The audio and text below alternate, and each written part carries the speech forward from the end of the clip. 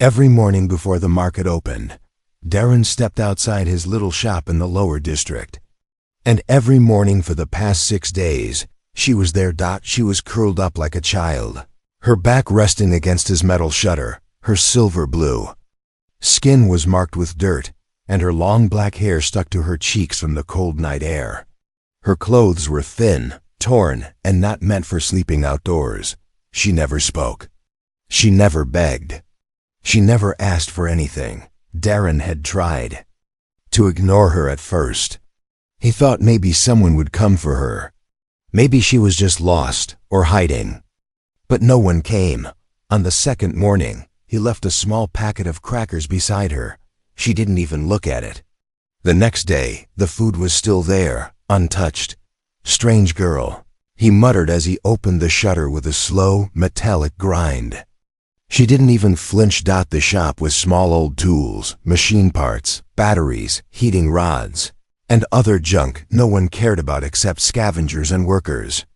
It wasn't much, but it was Darren's life. He liked quiet.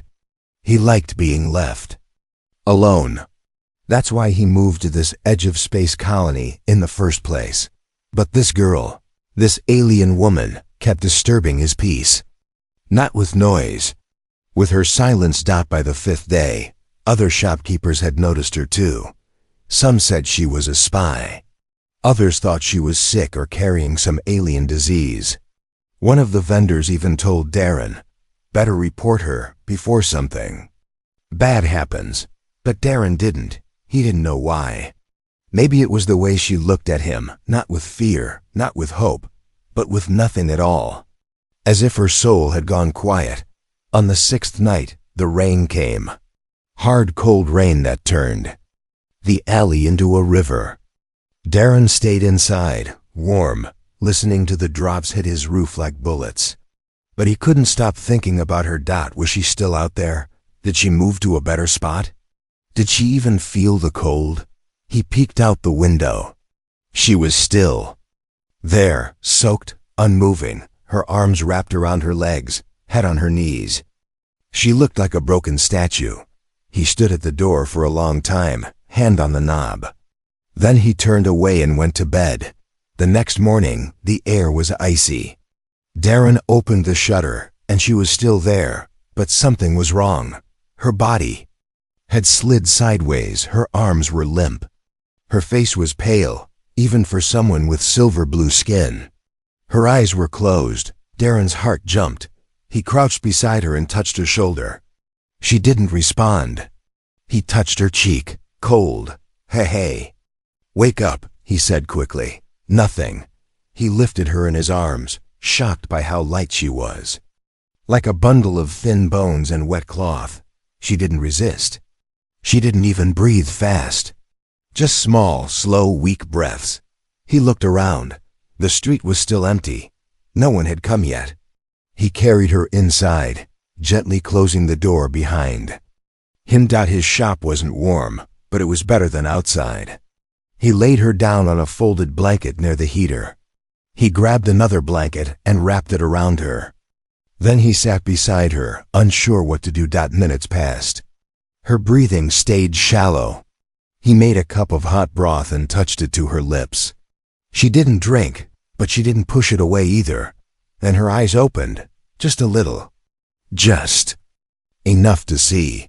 She looked at him, not like a stranger, but like someone lost for a very long time. And then, in a voice so soft it barely existed, she whispered one word. Warm. Darren stared. She closed her eyes again, but this time her body relaxed. That one word shook him more than a scream. This woman, this quiet alien girl, had been sleeping in the rain for days, waiting, not for food, not for help. Just for warmth. He sat beside her, unsure of what he'd just done. Maybe he made a mistake. Maybe she really was dangerous. Maybe he should have called someone. But as he watched, her breathing slow, her face calm, Darren realized something. She was someone's daughter. Someone's friend. Someone once loved her. Now she had nothing. And somehow, for some reason, She had chosen his doorstep. Darren expected her to ask for something. Food, water, a place to stay. But the alien woman, now wrapped in his only spare blanket, said nothing. She sat quietly on the shop floor, legs pulled close to her chest, back against the old heating pipe. Her eyes followed the gentle movement of the fan above, but her mouth stayed shut. The morning light peeked through the window. Darren had opened the shop late today. A few regular customers came and went, giving strange glances when they noticed her. He kept the counter between them and her, answering all questions with short, cold replies. "She's not for sale," he said to one man, who asked if she was some kind of service android. "She's a guest," he told another, though even that felt like a lie. Guests usually spoke. When the shop was quiet again, he made a simple bowl of soup. Hot broth, vegetables, and bits of dried meat. He placed it in front of her on the floor, then stepped back. She didn't touch it. "It's not poisoned," he said, trying to smile. Still nothing. He crouched beside her. "You need to eat, or you'll go right back to how I found you." She blinked slowly, her large silver eyes watching him like she didn't fully understand. Then she looked away. Darren sighed and stood. "Fine, stay hungry if you want." As the hours passed, the smell of the soup filled the room. Eventually, she leaned forward and picked up the bowl with both hands. She drank from it, slowly, without a sound. Not a word of thanks. Not even a nod. She just needed it. That night, Darren spread a mat for himself near the counter, far from her. He didn't lock the door like usual. He wasn't sure why. Maybe it was foolish. Maybe she'd rob him in his sleep. Maybe she'd vanish. But in the silence of the night, he heard something new. She was whispering. He sat up carefully, trying not to startle her. Her back was turned to him, but he could hear her voice. Soft, repeating something in a strange tongue. Not a language he knew. It didn't sound like any major alien dialects used on the colony. He listened for a while, trying to understand. But it was like trying to catch smoke with his hands. Then her whispering stopped. The next morning, she was sitting exactly where he left her. The empty bowl was set neatly beside the heater. She hadn't tried to escape. She hadn't touched anything else. Darren approached her with caution. "Do you have a name?" She stared at him. He pointed to himself. "I'm Darren." She looked down. He tried again. "You name?" She opened her mouth slightly, but no sound came. "Can you speak?" Still nothing. He felt helpless. He wasn't a doctor or translator, just a shopkeeper who sold parts and tools. Why had he opened the door? Because she was freezing. That's all. That's what he told himself. Later, while dusting a shelf, he noticed something strange. His storeroom door, which was always locked, now hung slightly open. He rushed over and found it unlocked, but nothing inside was missing. At first, he blamed himself. Maybe he forgot to lock it the night before. But he didn't believe that. He looked at her again. She sat in the same place, but her hands were tucked inside the blanket now. Her eyes didn't meet his. "Did you open this?" he asked, stepping closer. No answer. He looked around. Nothing was stolen. Not a single credit chip. Not a tool. Not even food. So why would she go in? He entered the storeroom and checked the shelves again. On the top shelf, hidden behind old scanners, was a metal cube, a small, glowing device he'd found long ago in a junk shipment. It hummed faintly, always warm to the touch, but no one could figure out what it did. Now, it was gone. Darren turned back to the shop. His heart beat faster. He stepped out slowly and faced her again. She was now looking directly at him. For the first time, her voice came out, quiet, clear, one word: safe. Darren froze. She knew about the cube. She knew it was more than a dead part, and she had hidden it. Why? "What is it?" he asked. "Why did you touch that?" She didn't answer, but her eyes said everything. She was afraid of it, or of someone looking for it. That night, he checked the door twice. Then 3 times. Didn't sleep. Not because he was scared of her, but because he wasn't. Darren never thought he'd live with someone who never spoke, never smiled, and never asked for anything. But somehow, the quiet alien girl had become a part of his daily life. Each morning, she woke up early and cleaned the corner where she slept. She didn't touch his tools or open any drawers again. She stayed silent, still, watchful, as if waiting for something to happen. And Darren noticed something strange. He didn't feel alone anymore. On the 4th day, she stood near the back of the shop while Darren fixed a broken fan motor. He caught her reflection in the metal casing. She was staring at her hands like they didn't belong to her. "Do you remember who you are?" he asked gently. No answer. She blinked once, then looked away. That night, after closing the shop, Darren boiled some water. He put it in a bowl and brought over a clean towel. "If you want to clean yourself," he said, placing it near her. "Here, you'll feel better." He left the room and gave her privacy. The back room had no door, just a hanging curtain. Darren sat behind the counter, pretending not to listen. But he could hear the soft sound of water being splashed. It was the first time she had accepted anything other than food. Time passed slowly. The air smelled of old metal and steam. Then Darren heard something, a soft thump. He stood quickly and pulled back the curtain just a little. What he saw stopped him. She had taken off her outer clothes and was using the towel to dry her back. But her skin, what should have been smooth, was covered in deep scars. Long, sharp, twisted lines that crossed over her shoulders and spine. Like someone had carved into her. Darren gasped quietly and stepped back before she saw him. He closed the curtain and sat down. Shaken. Those weren't accident scars. They were symbols, writing, like someone had burned words into her skin. And those words were meant to stay forever. A moment later, she stepped out, wrapped in a blanket. Her face was blank again, but her eyes watched him closely now. Almost like she knew he'd seen. Darren didn't speak. He didn't ask. He just gave a small nod and said, "You can sleep now." But he didn't sleep. The next morning, when he unlocked the door to begin the day, she spoke again. Just one word. "Thanks." It was so soft, he almost thought he imagined it. But when he turned around, she was standing there, holding the used towel in her hands like it was something sacred. She handed it to him, then walked back to her corner. He looked at her and thought, "Who are you really?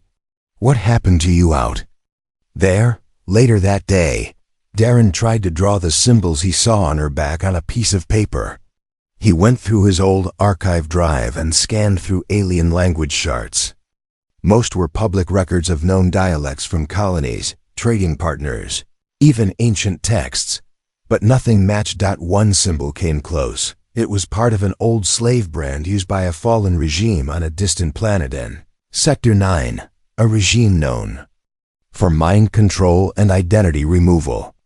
Darren remembered hearing stories about how they erased people's names, their memories, even their ability to speak. He looked back at the paper and then at the girl now asleep by the heater. Could she be one of them?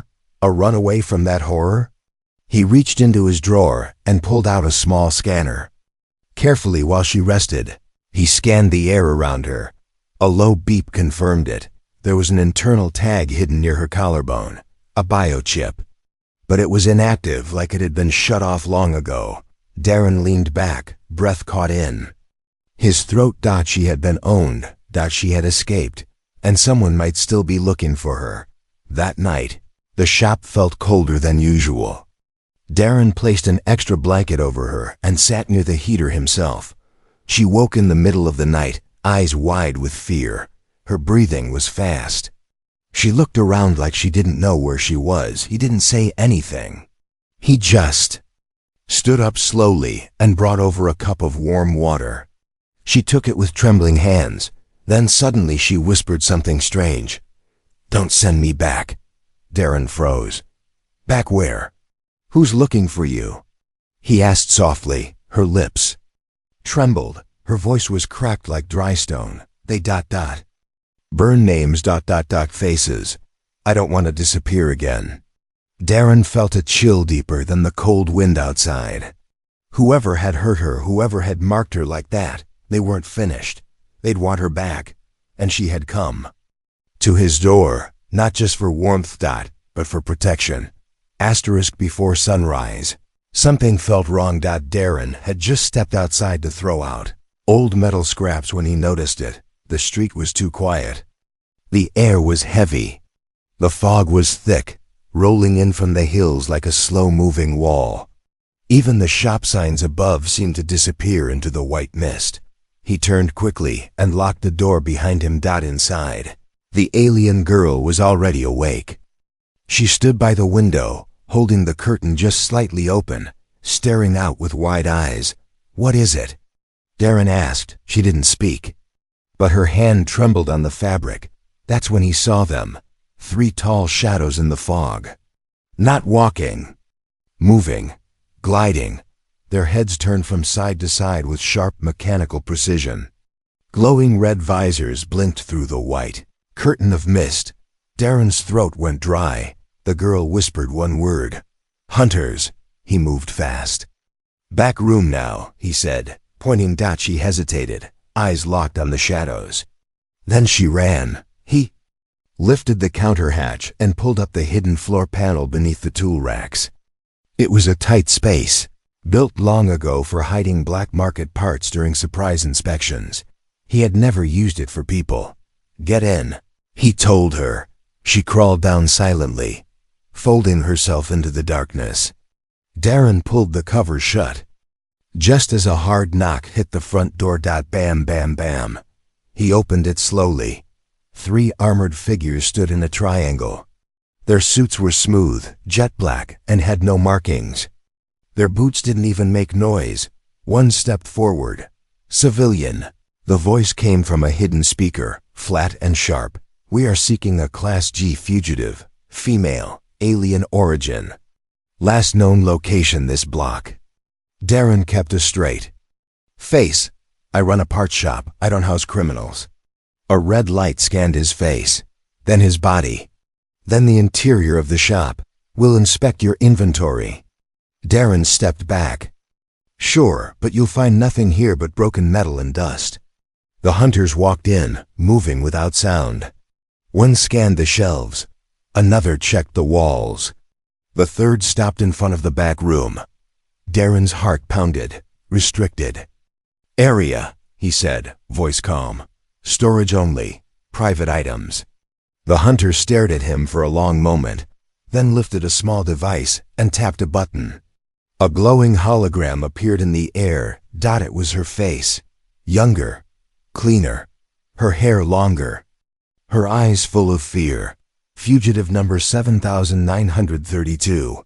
Class G. Former property of Dominion. Labs. Dangerous if armed." Darren narrowed his eyes. "I've never seen her before." Silence. The hologram vanished. The hunter gave one final look at the back wall. Then, all 3 turned and walked out. Not a single word more. Darren locked the door behind them and dropped to his knees. His fingers fumbled with the panel. She was curled up, holding her breath. Eyes wide open, but not blinking. "It's okay," he whispered. "They're gone." She didn't move for a full minute. Then slowly, she climbed out and sat beside him. He didn't ask her anything. He just stared at the floor. Until she said something. "They call me Class G. G for ghost. I escaped 2 years ago." Darren looked at her. "What did they want from you?" Her voice was low. "They take orphans from border colonies, run tests, change bodies, erase minds." "Why you?" "Because I didn't forget. I ran before they finished." Darren stood up slowly. "And that cube in my storeroom, was it from them?" She nodded. "It hides the signal. Keeps the tag in my body quiet. That's why they couldn't track me before." He stepped away, thinking hard. "So now it's active again?" "They're close," she said. "They'll come back." She stood up and placed a hand on his arm. "You should give me to them." He turned, eyes sharp. "No." They'll destroy everything you own. You'll lose your shop. I don't care, he said. I let you in. That means something. She looked like she might cry, but the tears didn't fall. Darren walked to the window. The fog was still thick, but the street was empty again. He knew now. This wasn't just about helping the girl in trouble. This was war, and the hunters would return. They came back at night. Darren had just finished covering the windows with scrap metal and old tarps when the first knock hit. It wasn't loud like before. This time, it was soft, slow, rhythmic. Like a warning. The alien woman stood near the counter, hands shaking. She could feel them before Darren even touched the door. He peered through a crack in the boards. The same 3 hunters. But now they had something with them. A fuel tank. Darren's chest tightened. They're serious. The central hunter lifted his voice just enough for the audio sensors inside to pick up. You have one chance, human. Give her to us. If not, we will burn this place down and remove everything inside. He didn't answer. He stepped back and turned toward her. She didn't beg. She just looked down at her feet. I don't want you to lose your life because of me, she said softly. Darren shook his head. You think I care about these walls? But it's your shop. It was just a place. Now it's a target. She looked up. What are we going to do? He stared at her, thinking fast. We run. Darren grabbed what he could in old breathing mask, a power cell, a short blade, and 1 ration pack. He handed her a scarf and one of his oversized jackets. She wrapped herself quickly. They slipped out through the back alley, stepping over trash bins and puddles. The mist was thinner now, but danger still clung to the air. They moved fast, not looking back. As they reached the far end of the row, Darren heard it, the whoosh of fire. He turned just once and saw the smoke rise. His shop, his life's work gone. Her hand tightened around his wrist. I'm sorry. He didn't reply. He just kept walking. They took shelter in an old tunnel that once connected the power grid to the cargo port. It was dusty, broken, and half-lit by flickering lights.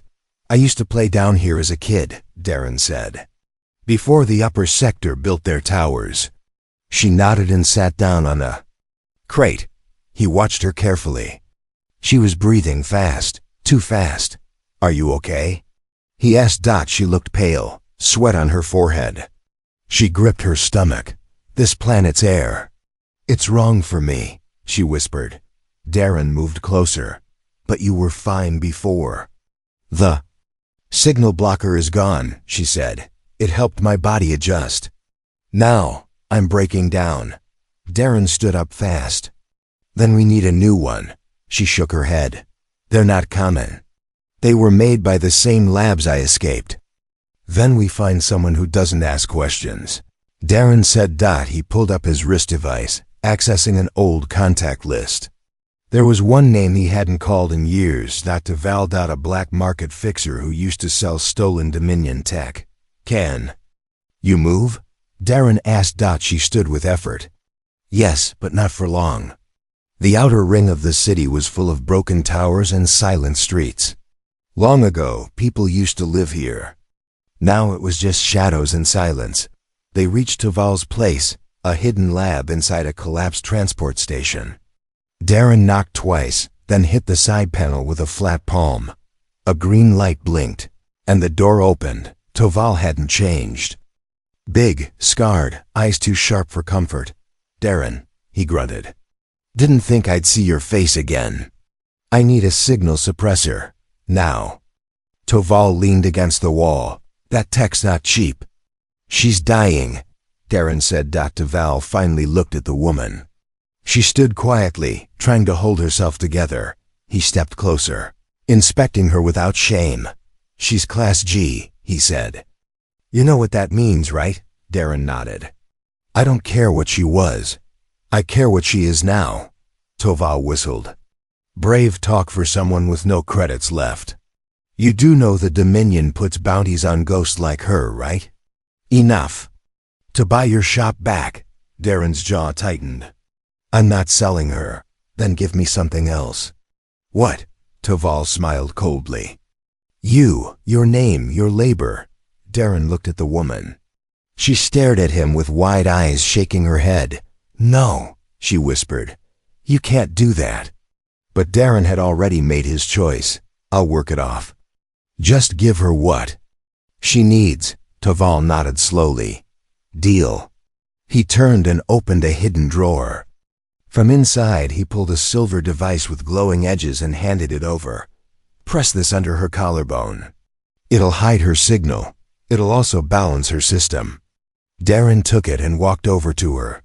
You don't have to. She began. I already did. He pressed the device gently into her skin. A small hum echoed, then faded. Her breathing slowed. Her shoulders relaxed. Color returned to her face. She looked up at him. Why? He didn't answer, because he already knew. Toval didn't waste time. Downstairs, he said to Darren, pointing toward a narrow staircase that led into the deep shadows beneath the old station. You'll start cleaning the lower tanks. Fuel dust, coolant sludge, don't complain. Darren nodded once. He didn't ask how long the deal would last. He didn't ask how many days, how many months, how many hours of his life it would cost. He had made the trade. Freedom for labor, safety for her, struggle for him. As he moved down into the dark, the alien woman, no longer shaking, no longer pale, stood at the top of the stairs, her eyes full of something new. Regret that the basement was filthy, filled with broken machines and dripping pipes. Darren worked with bare hands, scrubbing metal stained from years of use. He carried crates, he cleaned cables. He wiped old data cores that hadn't blinked in a decade. His body ached, but he said nothing. Each hour, he thought of her face. Each hour, he reminded himself she was breathing. She was safe. That was enough. Upstairs, the woman sat quietly in a side room, where Toval allowed her to rest. She watched old holograms flicker on a broken screen. Stars, ships, galaxies far away. Every time the door opened, she turned quickly, hoping to see Darren. But he didn't return. Not until the next night, when he finally came up. His hands were covered in grime. His back was sore. His eyes looked tired, but he smiled when he saw her sitting on the floor waiting. You're better, he said, wiping his face. She nodded. Thanks to you. They sat in silence for a while. Then she whispered, I'm not used to being safe. You are now, Darren replied. She looked down. But at what cost? You gave everything, your shop, your name, your freedom. He leaned against the wall. I gave you a chance. That's what matters. She stood slowly and reached into her coat. From inside, she pulled a small, glowing crystal. Darren's eyes widened. That's a core fragment, she said. One of the last from the lab I escaped.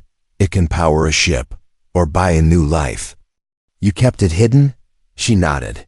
In my body, deep inside. That's why I needed the signal suppressor. Not just for me, for this. Darren stared. You could have run at any time. I was waiting for the right reason. Now, she stepped closer. Now I have one. With Toval's help, they found an old cargo ship buried under tarps and junk metal. It hadn't flown in years. But with the core, it hummed to life. The ship's lights flickered. The engine growled. It would fly, but not far.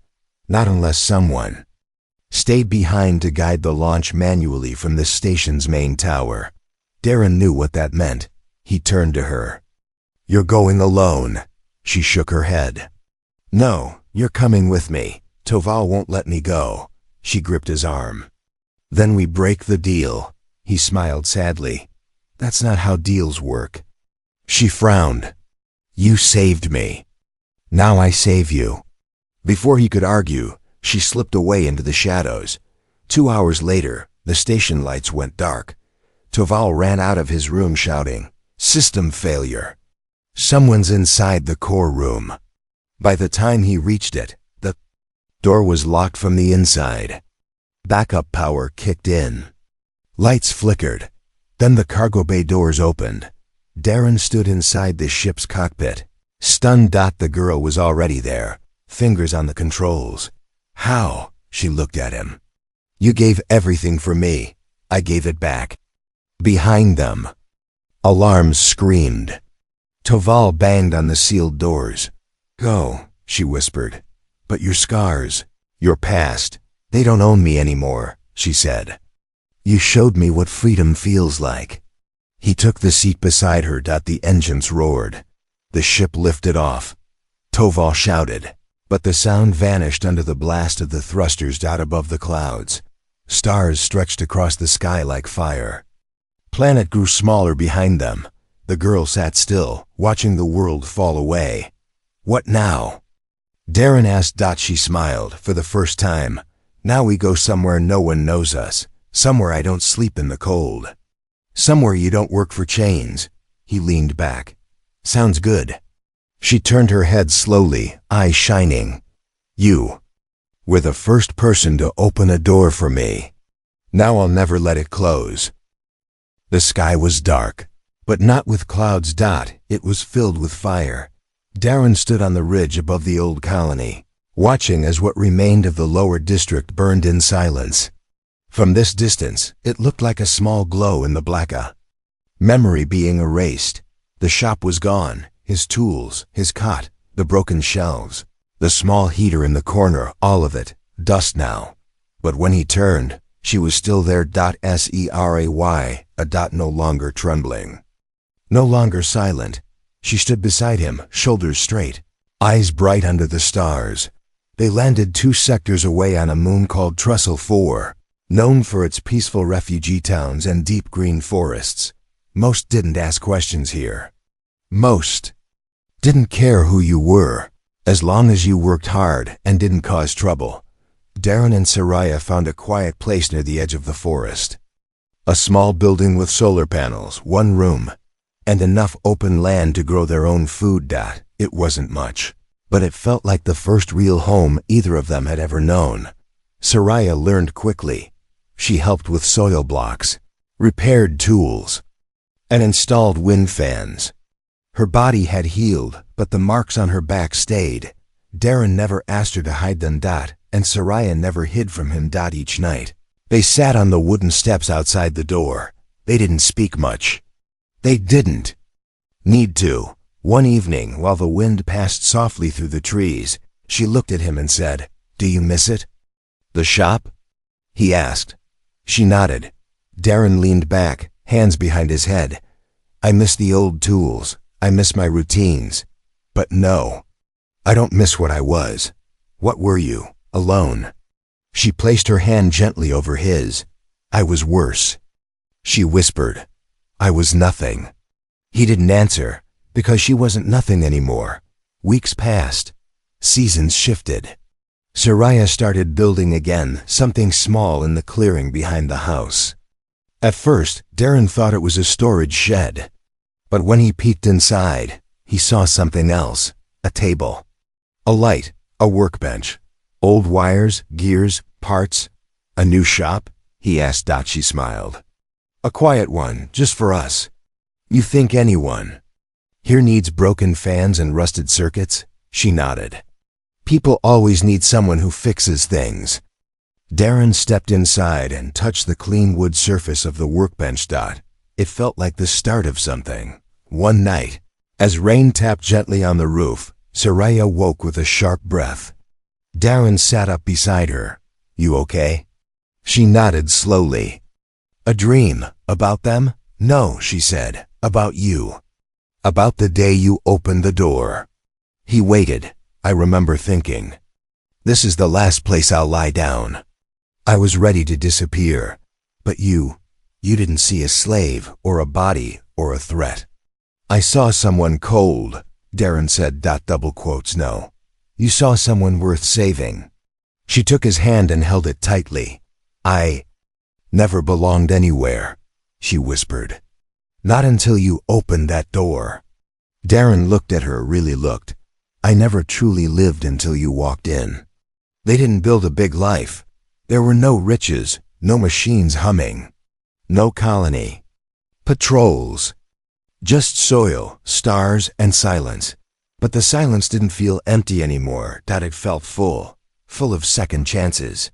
Full of mornings with steam rising from hot tea. Full of soft words, shared meals, long walks through the trees. Soraya started writing again old songs in her forgotten language. Darren built a radio, just strong enough to catch a few distant signals. Neither of them cared much about what came next, because for the first time in their lives, they weren't running, they weren't hiding, they were exactly where they wanted to be. One evening, years later, a child stood in the doorway of the small shop, watching as Soraya handed Darren a screwdriver. "Mom," the child said, "did you really live outside in the rain?" Soraya laughed. "Yes." The child blinked. "Why?" Soraya knelt down and brushed the child's hair back. "Because I was waiting for someone kind enough to open a door." The child turned to Darren. "That was you?" He smiled. "I didn't know it then, but yes." The child grinned and ran. Outside, Darren and Soraya stood side by side, leaning against the old doorframe, the same kind of frame she had once curled up beside in the cold. Only this time, she was on the inside, with warmth, with peace, with love.